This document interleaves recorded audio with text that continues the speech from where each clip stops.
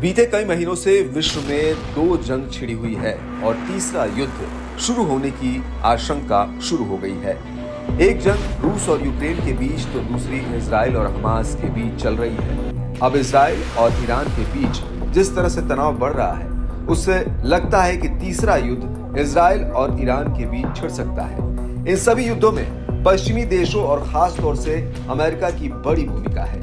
Iran ने भी यही कहा है।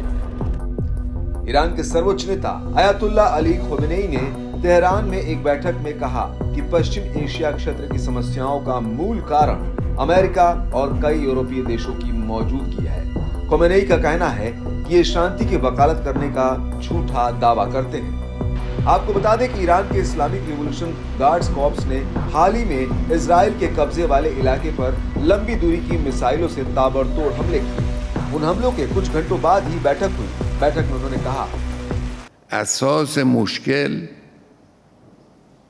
که این درگیری ها و جنگ ها و نگرانی ها و دشمنی ها و اینا رو به وجود میاره، اساس مشکل ناشی از حضور همون کسانی است که دم از صلح و آرامش منطقه میزنن، یعنی آمریکا و بعضی از کشورهای اروپایی. खोमेनी ने जोर देकर कहा कि वे निकट भविष्य में गाजा पट्टी और लेबनान से संबंधित मुद्दों को संबोधित करेंगे।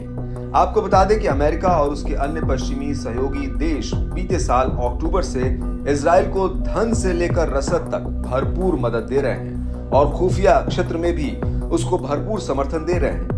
अगर इजराइल को मिलने वाली अमेरिकी मदद बंद हो जाए तो उसे मजबूरन युद्ध बंद करना पड़ेगा। ऐसे में इन मामलों के जानकारों का कहना है कि ये युद्ध अमेरिका की वजह से नहीं रुक रहा। अमेरिकी मदद से इजराइल लेबनान से लेकर गाजा तक में हमले कर रहा है और अब तक उसने हिजबुल्लाह के बड़े अधिकारियों और कमांडरों सहित हमास, IRGC के कई लड़ाकों और सलाहकारों की टारगेटेड हत्याएं की है। हाल ही में इजराइल ने Hezbollah chief Syed Hassan Nasrallah को मार दिया।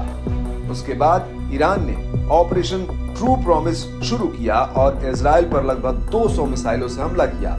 उसके 90% हमले एकदम सटीक रहे। ईरानी हमले के बाद इजराइल ने लेबनान में अभियान शुरू कर दिया। ऐसे में इजराइल और ईरान के बीच तनाव बढ़ता जा रहा है, जो कभी भी बड़े युद्ध का रूप ले सकता है।